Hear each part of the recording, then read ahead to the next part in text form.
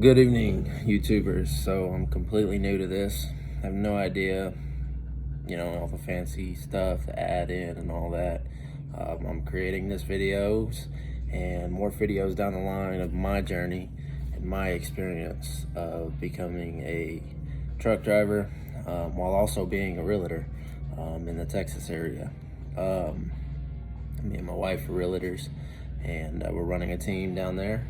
But I'm also on my journey to becoming a trucker, working to hopefully become a owner operator down the line. So about my experience, I started to join Stephen Transport. Stephen Transport had acquired me. They have reached out to me. They started to talk to me. They got me qualified, got me ready to go out. I was ready to head out. They were offering $600 a week training after the 3 to 4 week of CDL training. Once you actually get your CDL, you get going, then it's $600 a week, guaranteed for about 6 weeks, 6 to 8 weeks, and then $1,100 to $1,500 guaranteed a week with $65,000 for the first year. Cool, great, whatever. Is what it is. Well, you should never just jump to one place. So did a lot of research, kept doing research, different companies. They're all good companies. Obviously, they're good. They're big, they're huge. They made their money somehow. It is what it is. But not everybody takes care of their people the same way. And sometimes it's not about short term either. It's what's going to work out for you in the long term. So I took out to doing some research with Trucker Richie Rich and Trucker Brent and Trucking Through Life, and those are all great YouTubers, by the way, that really lay down the facts. Did some word comment research, did some company research. KLLM offered me a job. Don't know much about them, but it wasn't going to work out for me. My stepfather works for Warner, and he wanted me to go to work for them. However, they don't do CDL training in any way, shape, or form. But they do reimburse if you pay for the CDL training. They just don't have the school. So he got me set up with a Roadmaster. Roadmaster was going to pay for the hotel and the schooling. That was it. And that you had to get a loan for through them. It was an in-house financing loan.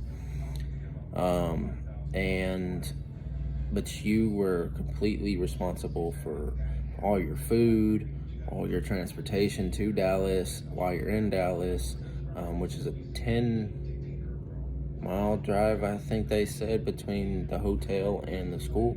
So you ain't walking that, or you are not walking that, sorry. So you'd be reliable for all of that, plus you'd walk out with this loan, plus, spending money on the food and all the stuff while you're there. So that wasn't gonna work out for me. Stephen Transport was, they were gonna give $70 a week for food, and, they were gonna help get the permit, they were gonna help get the license, do all that stuff. But $70 a week, that's like less than $10 a day. You better be eating off the dollar menu every day, because you ain't eating a meal anywhere for $70 a week. Again, and I don't need that help, but it's just the offerings and stuff that you can kind of see out there, and what a company is willing to offer for you to come work for them. But then you were still going to walk away with a loan, and then you had to stay with Stephen Transport for 3 years, or you would end up paying back the whole amount. If you don't stay with them for the 3 years. Again, if that's a company that you're interested in, you can do all the research, but this is just my personal experience. Well, Prime offered me a job. Prime is who I'm with and the hotel I'm at right now. And boy, has it been an experience. Prime offered I had to get my permit first. I studied on my own, watched some YouTube videos, studied the Texas CDL handbook. I studied 4 days straight. I went in to the DMV, set an appointment, went in to the DMV. I had to do 5 tests. So to work for Prime, you also have to have at least a tanker's endorsement. So I did so I had to do 5 tests to get my permit. Now I only had to pass 4, but because with the tanker endorsement, I had to have 5. I was not aware of that.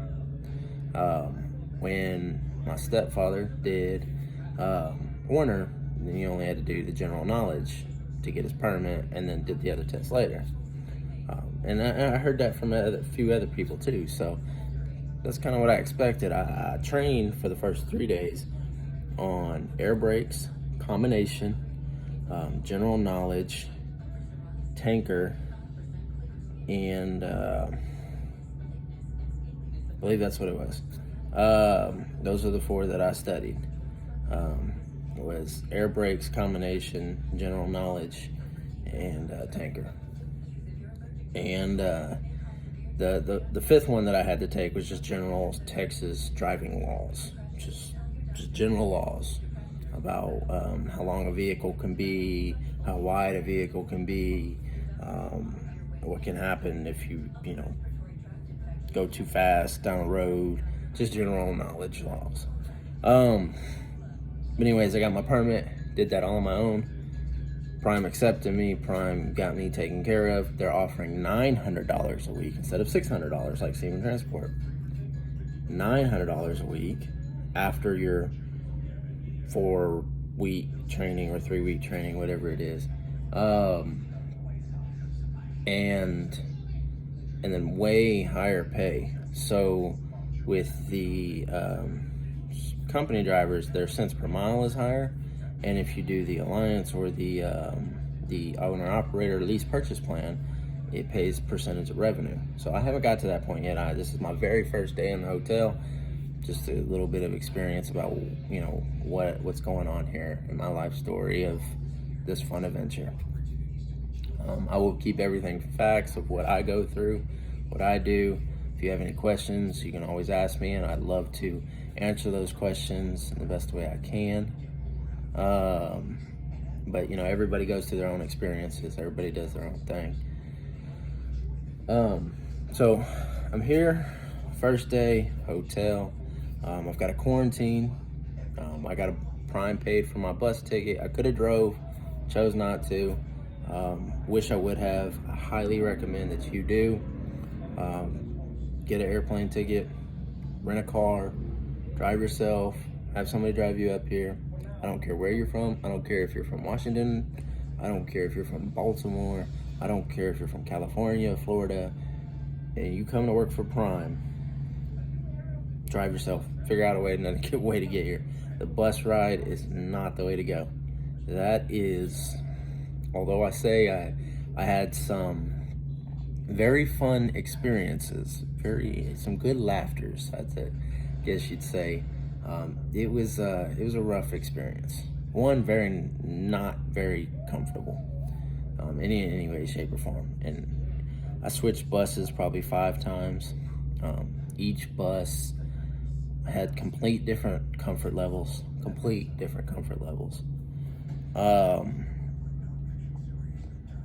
Some had chargers, some didn't. Some had leg room, some did not.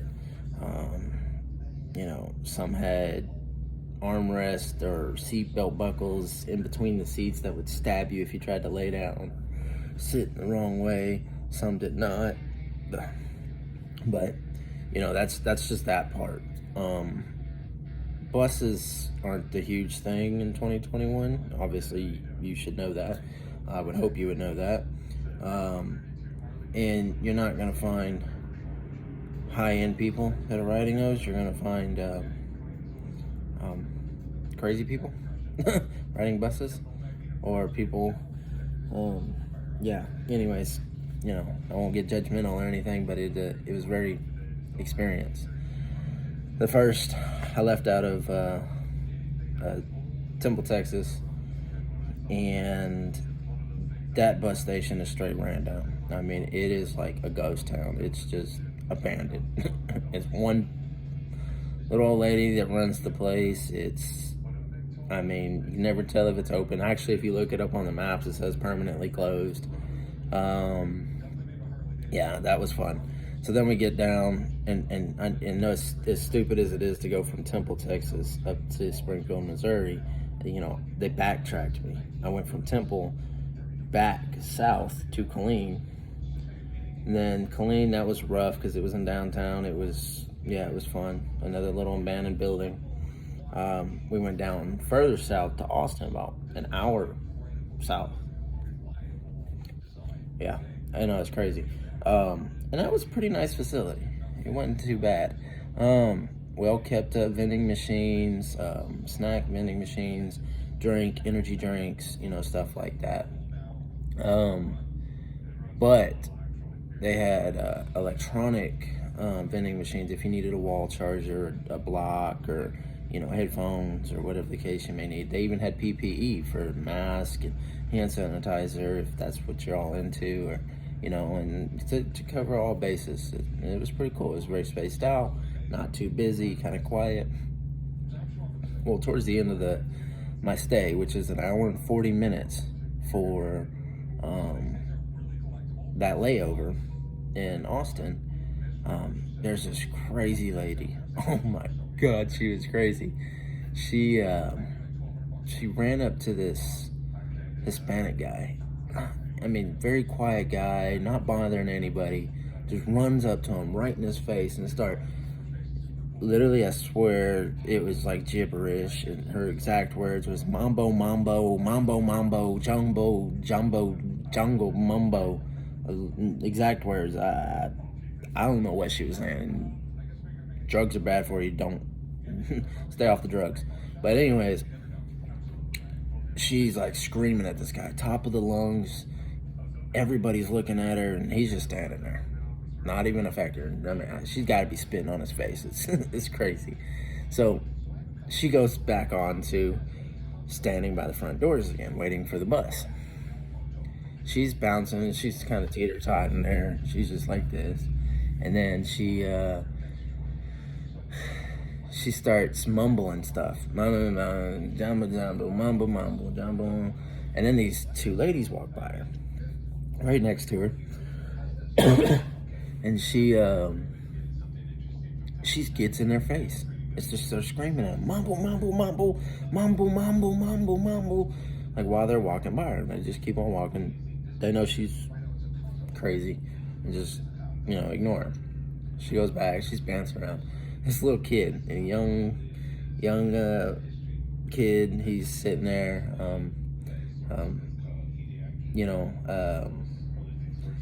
black kid, he real nice guy, but he's sitting there, and he's the kind that not gonna hold back, I guess you'd say.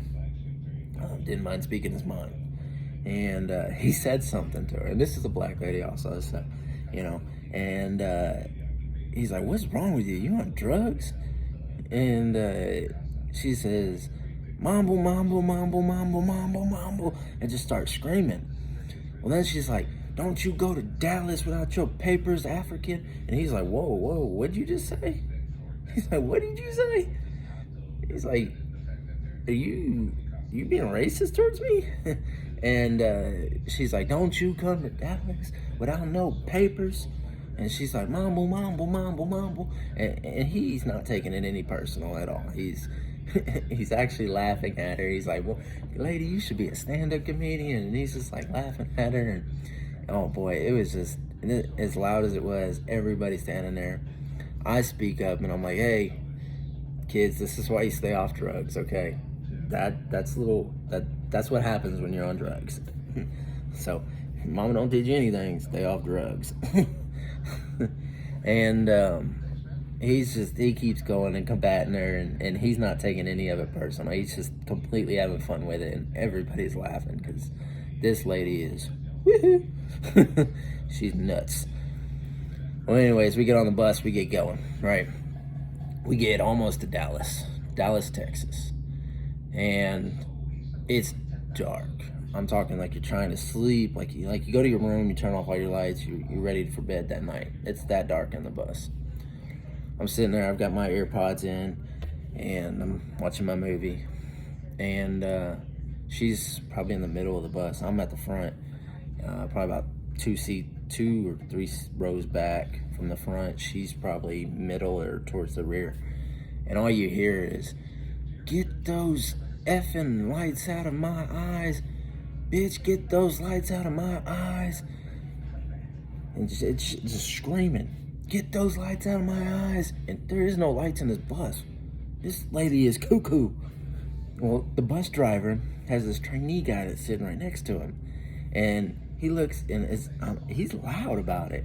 And he was like, "Oh, we got the crazy lady back there." He's like, "Remember that crazy lady we let on?" And then they start talking about the crazy lady. Well, and she's like, "Get these effing lights out of my eyes." I normally I'd say the F word, but I know this is YouTube. I don't know how that is. So, but she's like, "Bitch, get these lights out of my eyes." So he turns on all the lights in the bus and just leaves them on for like 5 or 10 minutes. It wakes everybody up. It was hilarious because he was antagonizing her. she was crazy. Well, anyways, we get off the bus and in Dallas. Boy, Dallas. Probably the nicest facility, but because of where it's located, not so nice. Gotta keep your head on a swivel, I guess you'd say. If this is ever something you ever have to do, if you go to Dallas on a Greyhound bus terminal, keep your head on a swivel. This place was packed like sardines. I mean, just every seat was taken. People were sitting and sleeping on the floors. It was crazy. Vending machines were empty unless you wanted to drink. The drink machines were fine, but the snack ones were completely empty. It's 1 o'clock in the morning, so there's no food open, nothing like that. I've got my luggage with me, and I find out that there's a McDonald's like 1 block away, literally 1 block away. But I'm starving. I haven't ate since I left Temple, Texas at 4:50 p.m. and I probably ate about 1 p.m. or so. Just a little 8 count, from Chick-fil-A or something. This little tiny food, but that's all I had.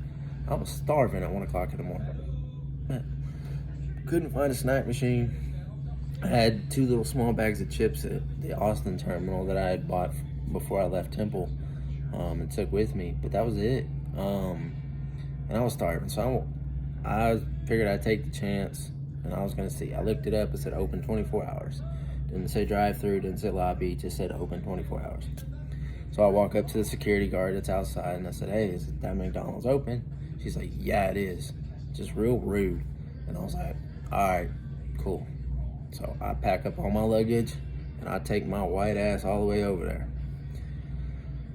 Guys, I'm not racist anyway, and I don't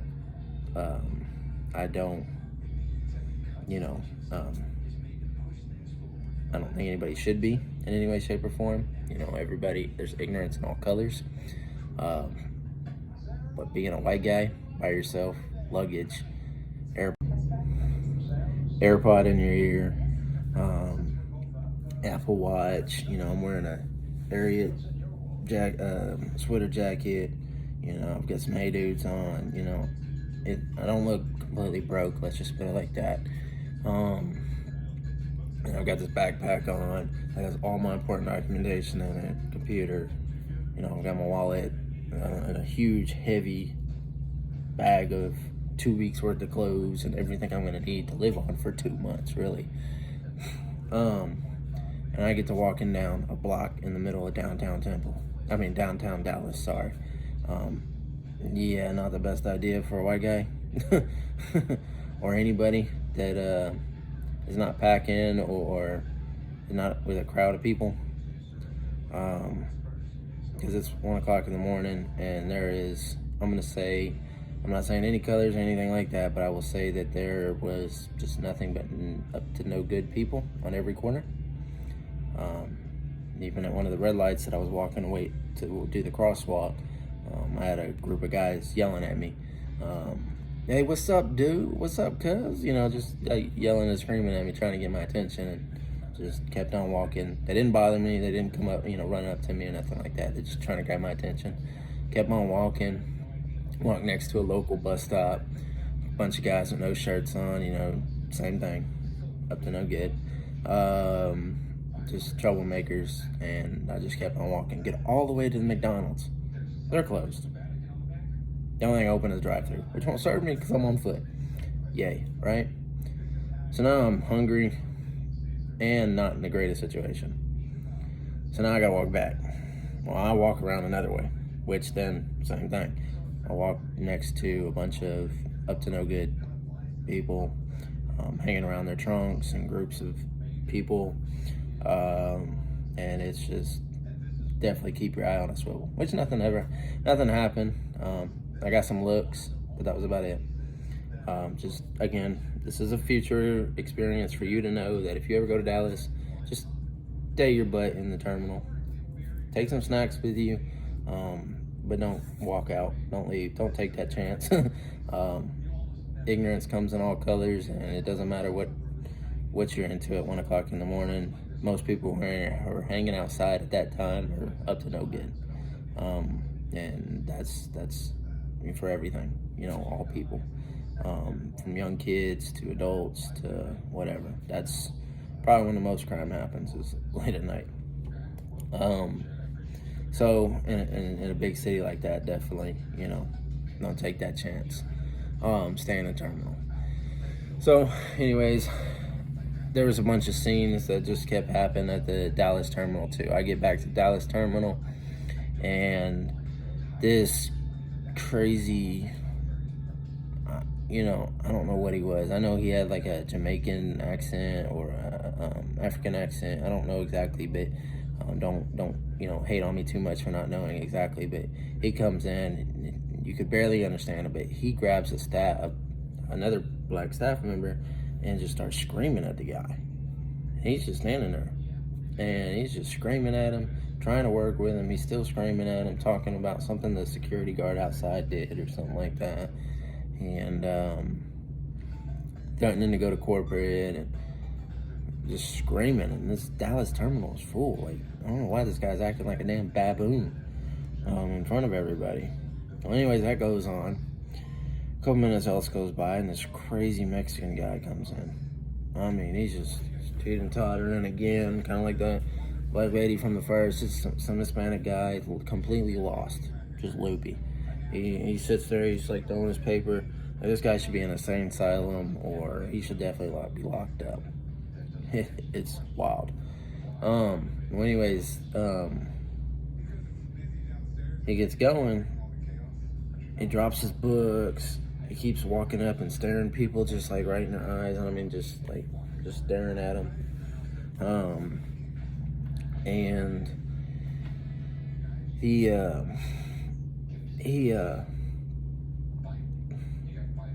keeps watching this lady. He's watching this little young girl. So I'm keeping my eye on her. Just make sure you don't try nothing crazy or nothing. But he goes back to his stuff, and he's like throwing up all these signs, and like it's almost like ASL. Like he was throwing sign language, I guess. It weren't like gang signs or nothing, but I don't know what he was doing, but he wasn't doing them to anybody. Me and that little girl, lady, she was probably in her 20s. I say little girl, but she was probably in her 20s.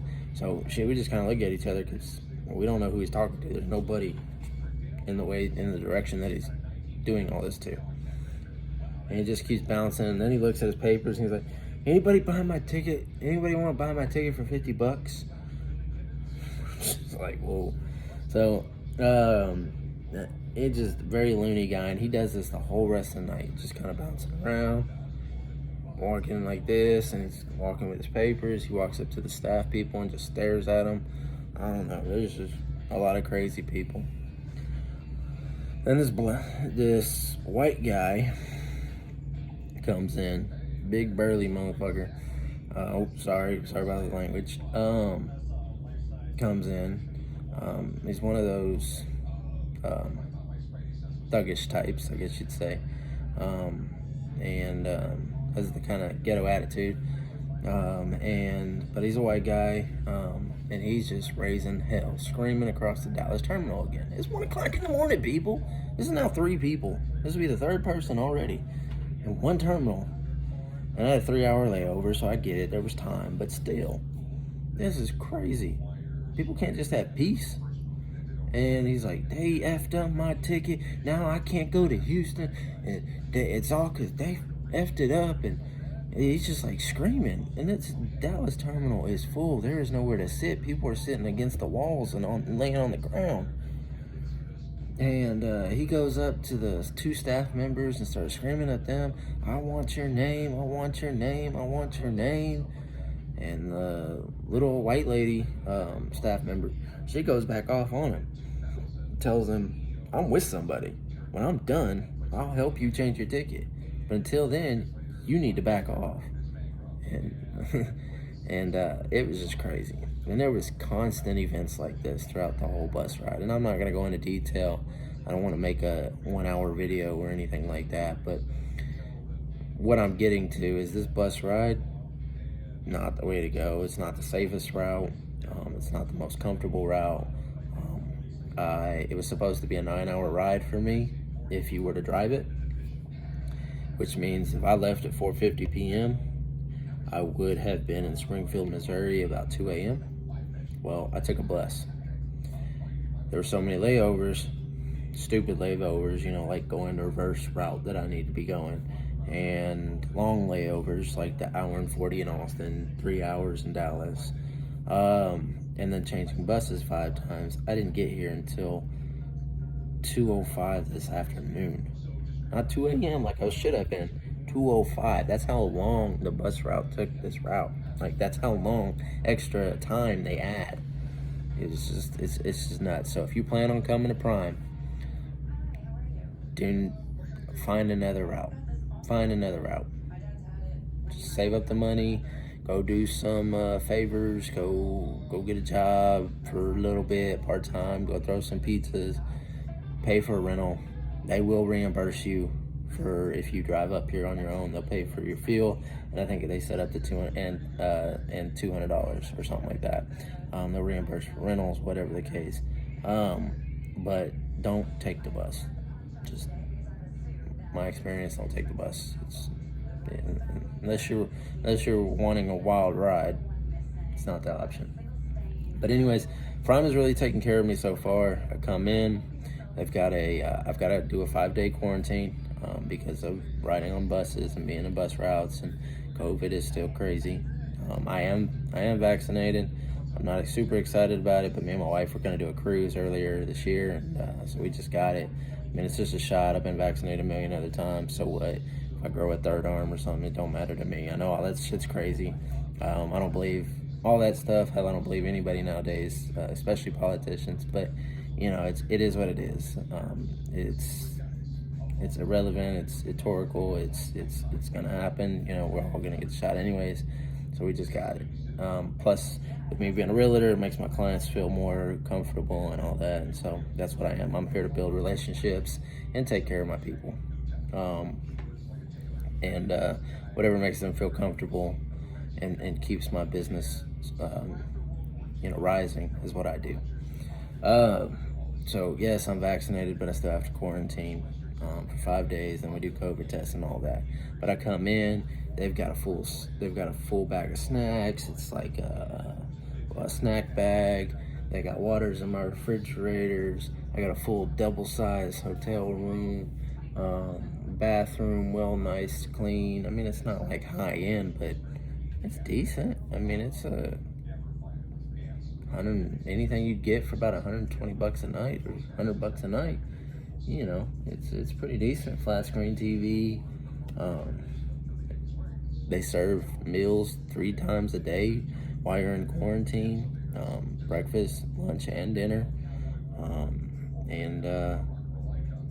It's so they're taking care of us pretty well. So a couple things. If you go back to the student driver thing, if you're going to get on with Prime, you need to study your CDL information, okay? Call a recruiter. Go to driveprime.com, driveforprime.com. You call a recruiter, whatever the case may be. Apply with them, talk with them, see if you can even qualify. If you can, you will have to pay to get your permit. Now in Texas, it's like, I think $11 is what I paid to get my permit. Go in, take the test. There's a 20-question test, a 50-question test, another 20-question test, a 25-question test, another 20-question test. You have to pass the first 4. The endorsement's just an addition. The tanker endorsement, it's just an addition. Obviously, you'd still need it later on down the road, but not to get your permit.